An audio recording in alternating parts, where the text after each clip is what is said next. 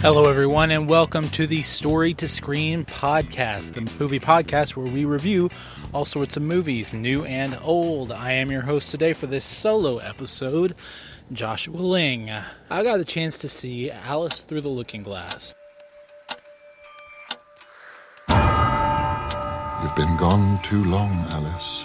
There are matters which might benefit from your attention. Friends cannot be neglected.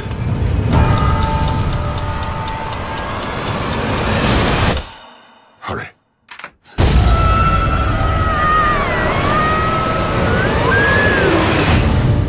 When the day becomes the night, and the sky becomes the sea, when the clock strikes heavy, and there's no time for tea, and in our darkest hour, before my final rhyme, she will come back home to Wonderland and turn back the hands of time.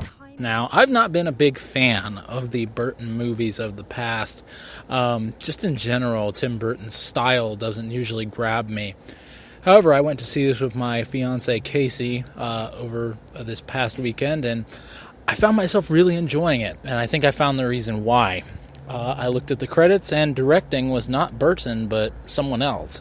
I forget the name right off the top of my head, but I thought that he did a great job telling the story in a way that was interesting, having fun with some time travel tropes, and some various other hijinks and puns that you would associate with Wonderland. I thought that it was a good look into Alice as an adult and how she could interact with Wonderlandians, or however you want to say that. And I really enjoyed the performances all around. Sacha Baron Cohen as Time was absolutely hilarious, doing his Russian accent and having a good time with the likes of the Mad Hatter and the March Hare and the Cheshire Cat, all having tea together and puns being thrown around all over the place, all based in wordplay and logic, just like the original books were. Back into the past and save the Hatter's family. If the Hatter's delusion is made true, then he would be made well again. Go back in time? But how? The chronosphere. I'm sorry, chrono what? The chronosphere, the source that powers the grand clock of all time. Legend has it also lets one travel across the ocean of time. None of us can use it because we've already been in the past. And if your past self sees your future self, what happens? I did find some of the feminist parts of the message to be actually quite tolerable.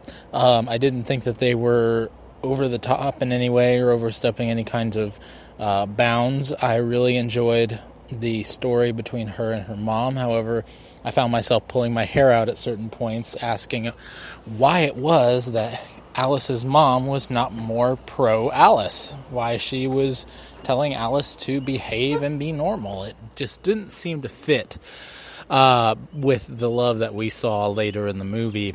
Also, what's wrong with living on a ship? Why can't they just go and live on the ship?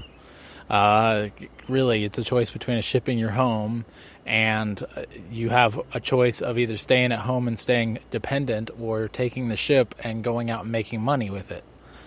It seems like a no-brainer to me, but who am I? I don't know. Anyway, the time travel I thought was very interesting, being able to jump through various points of time but not being able to go back on them, and then seeing the consequence actually paid off as to what happens if you cross your own timeline with Erasabeth and her turning the whole universe essentially to stone. I thought the fake out was a little bit crazy, saying that the whole universe had ended, and then we see just barely reconnect the chronosphere and all those other things together to have a happy ending. So overall, I thought that Alice in Wonderland was fun. It wasn't surprisingly great, but it was a lot better, I feel, than the original. And I think anyone who has any kind of love for the original characters from the Lewis Carroll books would enjoy it for sure. With that being said, it is very different. So be prepared for that. How is my invincible machine? Well, it's silence. You will speak when you are spoken to. He was spoken to. Nonsense. The machine, Wilkins. How is it?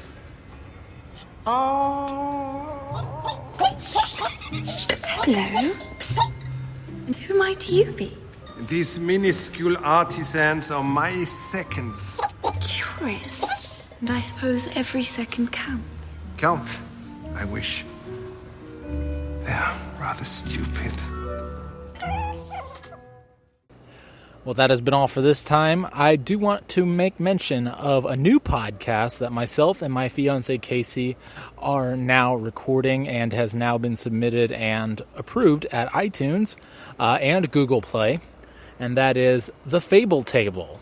Right there, right now, we are going through the Chronicles of Narnia chapter by chapter and talking about it as we go. And also, we spoke about Forrest Gump a little bit as well. So sometimes we're going to do movies, sometimes TV shows, mostly book stories, and also some of my own stories over there at the Fable Table. Main premise of it being that it is two people who are engaged, looking to have story time with their family in the future, and podcasting it out. So if that sounds good to you, go ahead and check that out. Go over to iTunes or your favorite podcast catcher and look up The Fable Table. Well, that's going to do it on this episode of the Story to Screen podcast. We'll see you all next time. Ow!